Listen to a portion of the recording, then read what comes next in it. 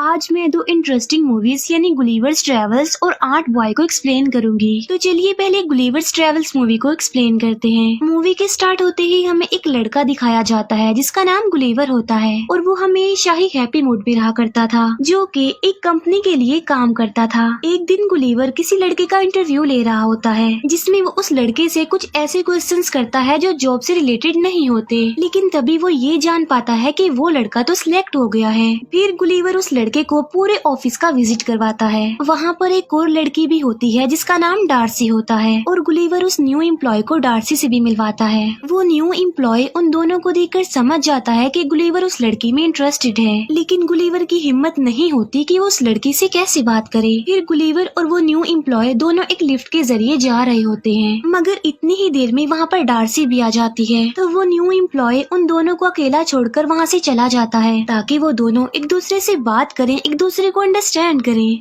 Next day हम Gulliver को देखते हैं जो कि ऑफिस में एंजॉय कर रहा होता है, लेकिन इतनी ही देर में वहाँ पर वो न्यू एम्प्लॉय आ जाता है जो गुलिवर को बताता है कि क्या तुम जानते हो कि मेरी प्रमोशन हो गई है और अब से मैं तुम्हारा बॉस हूँ। फिर वो न्यू एम्प्लॉय गुलिवर को ये भी कहता है कि तुम्हारी नेचर ही है जिसकी वजह से अभी तक तुम्हें कोई प्रमोशन नहीं मिली, इसीलिए तुम्हें अपनी नेचर को चेंज करना चाहिए, क्योंकि तुम्हारी नेचर की वजह से ही डार्सी भी अभी तक तुम में इंटरेस्टेड नहीं हुई। ये बातें सुनकर गुलिवर थोड़ा अपसेट हो जाता है और इसके बाद वो डार्सी के ऑफिस में जाता है। वहाँ जाकर वो एक फॉर्म उठा लेता है जो कि ट्रैवलिंग का फॉर्म था। डार्सी उससे पूछती है कि क्या तुम्हारा ट्रैवल में कोई इंटरेस्ट है, जिस पर गुलिवर कहता है कि यस, बहुत ज्यादा। वो बताता है कि मैं न्यूयॉर्क, इंग्लैंड, इवन इंडिया भी घूम कर आया हूँ। ये सुनकर डार्सी खुश हो जाती है और वो गुलिवर को कहती है कि फिर तो तुम्हें जरूर कुछ न कुछ लिखना चाहिए उन जगहों के बारे में जहाँ पर तुम घूम कर आए हो। लेकिन गुलिवर जब कुछ लिखने लगता है तब उसे कुछ भी नहीं याद आ रहा होता कि उसे लिखना क्या चाहिए, क्योंकि डार्सी को इम्प्रेस करने के लिए गुलिवर ने उसके साथ झूठ बोला था, जबकि वो तो कहीं पर भी नहीं गया था।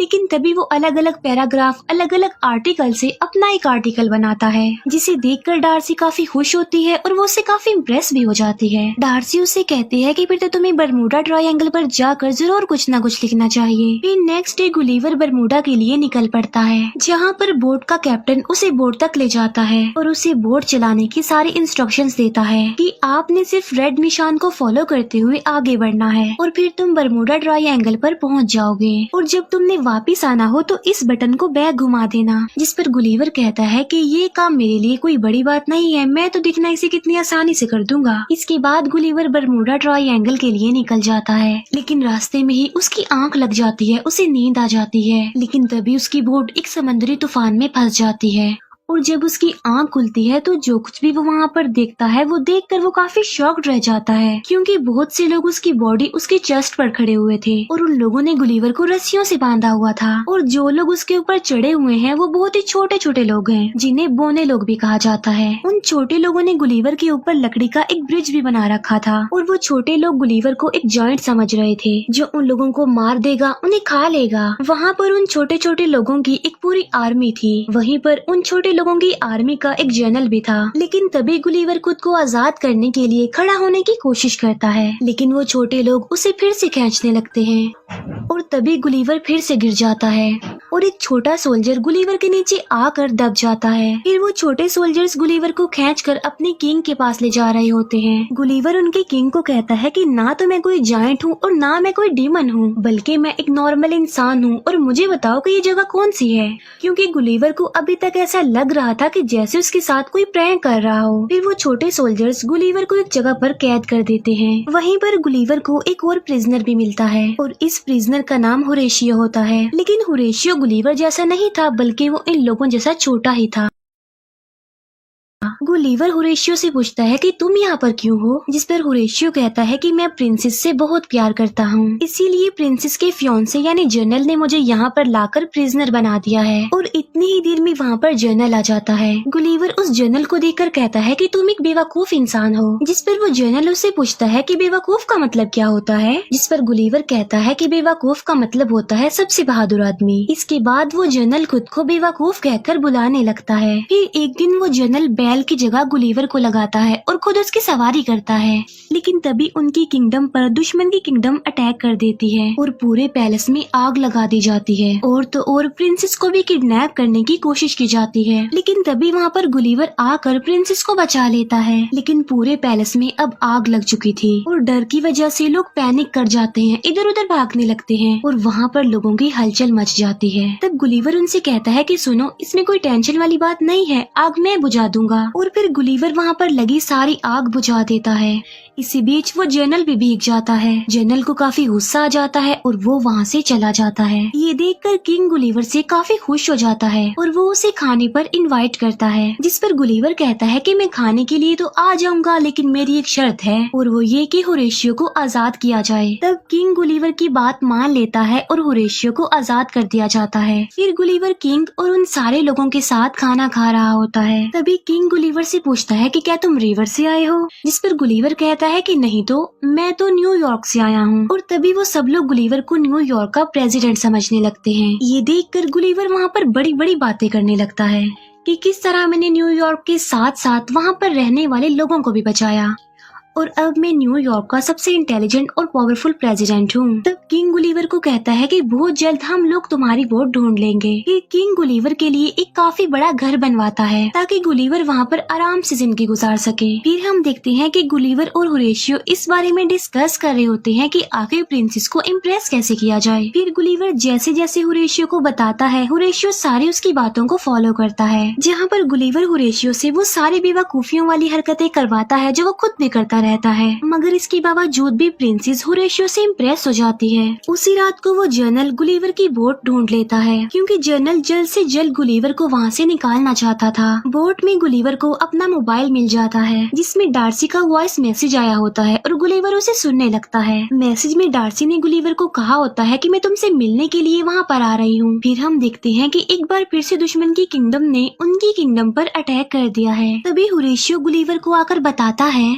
कि हमारे किंग ने किंगडम का जनरल तुम्हें बना दिया है, इसीलिए अब तुम्हें ही हमारी किंगडम की हिफाजत करनी है। फिर गुलीवर दुश्मन की किंगडम से लड़ने के लिए उनके सामने आता है। वो उन्हें समझाने की काफी कोशिश करता है कि यहाँ से वापस लौट जाओ, लेकिन दुश्मन गुलीवर की बात नहीं सुनते और पत्थरों से उस पर अटैक करने लगते हैं, जिसका गुलीवर पर जरा भी असर नहीं होता। फिर गुलीवर उनकी बोट्स को खींचकर किनारे तक ले आता है। इस तरह गुलीवर उनकी किंगडम को बचा लेता है और अब वो जनरल गुलीवर से और ज्यादा जेलस होने लग गया था। फिर गुलीवर और बाकी लोग अपनी जीत को सेलिब्रेट कर रहे होते हैं।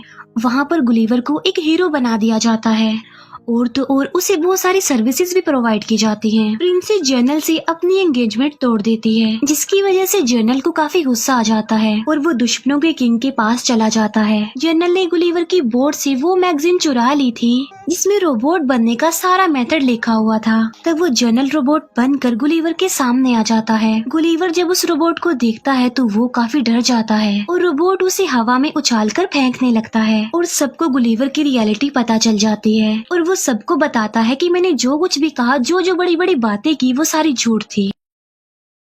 फिर वो जनरल गुस्से में आकर गुलीवर को बांध कर कहीं पर भेज देता है। गुलीवर एक जगह पर पहुंचता है जहां पर उसे लगता है कि अब वो अपने जैसे लोगों के बीच में आ गया है, मगर इस बार तो वो ऑपोजिट जगह पर आ गया था। पहले जहां पर वो छोटे लोगों में चला गया था और अब अपने से कई गुना बड़े लोगों में आ गया था, जहाँ पर एक बच्चे ने गुलीवर को खेलने वाले डॉल बना लिया था। और तभी गुलीवर वहाँ पर होरेशियो से मिलता है। होरेशियो उसे बताता है कि हमारे एरिया में डार्सी तुमसे मिलने आई है, लेकिन जनरल ने उसके साथ साथ किंग को भी प्रिजनर बना लिया है और अब तुम ही हो जो उनकी हेल्प कर सकते हो और उन्हें छुड़ा सकते हो। और तब रात को ही गुलीवर डार्सी और किंग के पास पहुंच जाता है। अगले दिन गुलीवर और उस रोबोट के बीच में फाइट होती है और यहाँ पर रोबोट गुलीवर पर भारी पड़ता है, क्योंकि वो गुलीवर को काफी मारता है। लेकिन होरेशियो रोबोट की कुछ वायर्स को काट देता है। तब मौका मिलते ही गुलीवर उस रोबोट को मार डालता है और इस तरह से वो लोग जीत जाते हैं। इसके बाद किंग होरेशियो और प्रिंसेस की शादी के लिए भी एग्री हो जाते हैं और डार्सी भी गुलीवर की गलतियों पर उसे माफ कर देती है। लेकिन तभी वहाँ पर वो जनरल आकर प्रिंसेस को पकड़ लेता है, लेकिन तभी प्रिंसेस खुद को छुड़ाती है और वो जनरल को पंच मारती है, जिससे जनरल प्रिंसेस को छोड़ देता है। फिर डार्सी गुलीवर के पास जाती है और यहीं पर ये मूवी एंड हो जाती है। और अब मैं एक्सप्लेन करूंगी आर्ट बॉय मूवी को। मूवी के स्टार्ट होते ही हमें एक बच्चा दिखाया जाता है जिसका नाम पेल नॉर्मन होता है और वो ऑलमोस्ट 12 साल का होता है। पेल का स्कूल में कोई भी फ्रेंड नहीं होता। क्लास खत्म होने के बाद पेल स्कूल के टेरेस पर जाकर बैठ जाता है। वो वहाँ पर बैठा एप्पल खा रहा होता है, लेकिन तभी पेल की नजर अपने एक फ्रेंड पर पड़ती है जिसे दो लड़के परेशान कर रहे थे। तभी पेल उस एप्पल को ही उन लड़कों पर फेंक देता है और ऐसा करते ही वो फौरन चुप जाता है, लेकिन वो दोनों शरारती लड़के पेल को देख लेते हैं। फिर वो दोनों उसके दोस्त को छोड़कर पेल के पीछे पड़ जाते हैं। तो वो खुद को छुपाने के लिए एक घर के गार्डन में चला जाता है। उन दोनों शरारती बच्चों को पेल कहीं पर नजर नहीं आता, इसीलिए वो वहाँ से चले जाते हैं।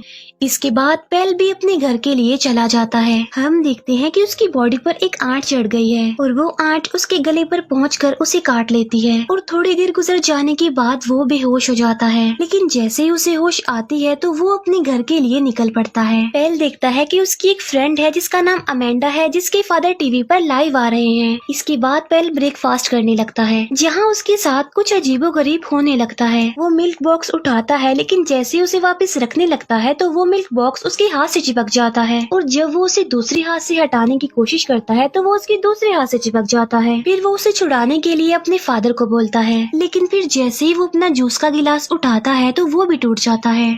फिर पेल अपने स्कूल में चला जाता है। स्कूल में जाकर पेल अपने एक फ्रेंड से टकरा जाता है। फिर वो क्लास में जाने के लिए दरवाजे को खोलने की कोशिश करता है, लेकिन दरवाजा बजाय खुलने के टूटकर उसके हाथों में ही आ जाता है। यहाँ पर ये बात तो क्लियर हो जाती है कि चीजें उसके हाथों से चिपक रही थी और वहीं पर पेल का फ्रेंड खड़ा हुआ ये सब कुछ देख पा रहा था, इसीलिए उसे पेल पर शक होने लगता है कि वो किसी पावर्स का मालिक है। फिर पेल स्पोर्ट्स की क्लास के लिए बाकी स्टूडेंट्स के साथ बैठा होता है। वहीं पर उसका फ्रेंड भी होता है जो उस पर नजर रख रहा था और तभी टीचर सबसे पहले पेल को बुलाता है और उन बच्चों को कोई न्यू गेम सिखाने के लिए वो पहला टेस्ट पेल के साथ ही करता है। जैसे ही टीचर पेल पर अटैक करता है तो पेल जाकर नीचे गिर जाता है। फिर टीचर उसे दोबारा से उठने को बोलता है और तब पेल एक बार फिर से गिर जाता है और अब तीसरी बार पेल फिर से रेडी हो जाता है।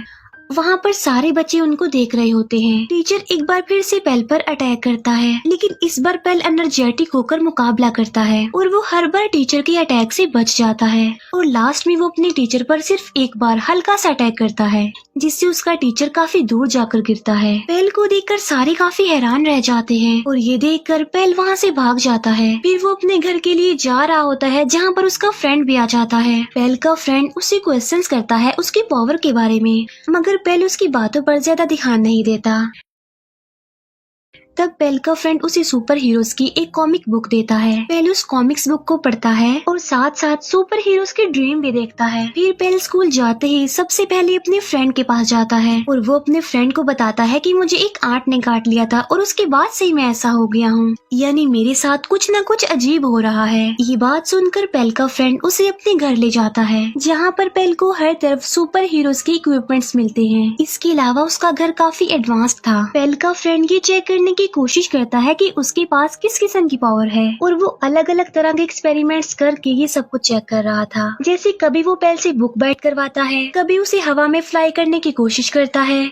इसके अलावा वो उसे सुपर हीरो का कॉस्ट्यूम भी पहनाता है ताकि वो बिल्कुल सुपर हीरो ही लगे। और काफी नाम सोचने के बाद फाइनली पेल अपने लिए आर्ट बॉय नाम सिलेक्ट कर लेता है। फिर हम देखते हैं कि एक चोर एक लेडी का पर्स चुरा कर भाग गया है। पेल उस चोर के पास जाता है और उस पर्स को वापस करने के लिए बोलता है। चोर उसे नॉर्मल बच्चा समझता है और उसे सीरियस नहीं लेता, इसीलिए वो पेल को डराने की कोशिश करता है और पेल पीछे पीछे होने लगता है। लेकिन तभी वो चोर देखता है कि ये बच्चा तो दीवार पर चढ़ रहा है और यहाँ पर पेल को अपनी एक और पावर का पता चल जाता है और पेल उस चोर को पकड़ लेता है और इतनी ही देर में वहाँ पर पुलिस भी आ जाती है और उस चोर को पकड़ लेती है। तब ये सारी बात पेल अपने फ्रेंड को भी बताता है और साथ साथ वो उसे ये भी बताता है कि मैं दीवार पर भी चढ़ पाया। लेकिन जब वो अपने फ्रेंड को प्रैक्टिकल करके दिखाता है तब उसे नहीं हो पाता। पेल को अपने पावर्स के साथ साथ अपने वीक पॉइंट का भी पता चल गया था और वो ये कि अगर वो ज्यादा देर तक मीठा नहीं खाएगा तो उसकी पावर्स कमजोर हो जाएगी। फिर पेल अपनी पावर्स का इस्तेमाल करते हुए लोगों की हेल्प करने लग गया और देखते ही देखते वो आर्ट बॉय के नाम से फेमस हो गया और बच्चे भी आर्ट बॉय को फॉलो करने लगे। बच्चे आर्ट बॉय के फैन हो गए और उस जैसा दिखने के लिए सेम उसके जैसा ही कॉस्ट्यूम पहनने लगे। फिर एक दिन पेल की फ्रेंड अमेंडा जब अपने रूम में होती है तब वहाँ पर एक आदमी आता है जिसने अजीब से कपड़े पहने होते हैं। वो आदमी अमेंडा को किडनैप करके ले जाता है। यहाँ पर हम इस आदमी का नाम जान पाते हैं और इसका नाम फ्ली होता है। फिर अगले दिन हम देखते हैं कि एक बच्चा स्कूल की छत से लटका हुआ है, जिसे देखकर एंट बॉय उसे बचाने के लिए जाता है। और जब एंट बॉय उसके पास पहुंचता है तो वो दिखता है कि ये कोई बच्चा नहीं बल्कि सिर्फ एक डॉल है जिसे वहाँ पर अमेंडा की सिस्टर ने रखा था एंट बॉय को वहाँ पर बुलाने के लिए, ताकि वो एंट बॉय की हेल्प लेकर अमेंडा को वापस ला सके। अमेंडा की सिस्टर एंट बॉय यानी पेल को बताती है कि कोई फ्ली नाम का आदमी मेरी सिस्टर अमेंडा को किडनैप करके ले गया है। वो आदमी काफी अजीब दिखता है और उसके कपड़े भी काफी अजीब थे और वो कोई नॉर्मल इंसान तो नहीं था क्योंकि वो उड़ पा रहा था। वो बताती है कि मेरे फादर एक वैक्सीन रिसर्च कंपनी में काम करते हैं। उस आदमी ने हमसे $20 मिलियन की डिमांड की है और साथ में ये भी कहा है कि मेरे फादर वहाँ से जॉब भी छोड़ दें। तब एंट बॉय अमेंडा को छुड़वाने के लिए रेडी हो जाता है, लेकिन जाने से पहले वो लोग पेल के फ्रेंड के घर पर आते हैं। अमेंडा की सिस्टर को वहाँ पर देखकर पेल का फ्रेंड उस पर गुस्सा करता है और उससे कहता है कि तुम्हें क्या जरूरत थी उसे यहाँ पर लाने की। फिर एंट बॉय अमेंडा को स्मेल करते हुए एक घर के पास पहुँच जाता है। उस जगह को देखकर पेल काफी हैरान रह जाता है क्योंकि ये वही जगह थी जहाँ पर उस एंट ने पेल को काट लिया था। इसके बाद एंट बॉय घर के अंदर चला जाता है। अंदर जाकर वो देखता है कि वहाँ पर बहुत सारे ग्लास बॉक्स पड़े हुए हैं जिनके अंदर बहुत सारे इंसेक्ट्स को कैद किया गया है। वहीं पर अमेंडा को भी एक ग्लास बॉक्स में कैद करके रखा गया था। एंट बॉय अमेंडा को वहाँ से निकालने का सोच ही रहा होता है कि तभी वहाँ पर फ्ली आ जाता है और फ्ली एंट बॉय को भी एक ग्लास बॉक्स में कैद कर देता है। और यहाँ पर फ्ली एंट बॉय को एक बात बताता है। वो बताता है कि अमेंडा के फादर की कंपनी में मैं एक एम्प्लॉय था जहाँ पर मैं एड्स पर रिसर्च करता था, लेकिन एक दिन फिर कंपनी ने मुझे बगैर कोई बात किए ही निकाल दिया और उसे इन्फॉर्म भी नहीं किया कि उसे क्यों निकाला जा रहा है। और इसी दौरान टेंशन लेने की वजह से मेरी मदर की भी डेथ हो गई। वो कहता है कि तभी के बाद से मैंने सोच लिया था कि मैं अमेंडा के फादर से बदला लूंगा क्योंकि अमेंडा के फादर ही उस कंपनी के ऑनर हैं। और तब से मैंने बहुत सारे इंसेक्ट्स पर भी एक्सपेरिमेंट्स करके अपनी पावर्स को बढ़ा लिया है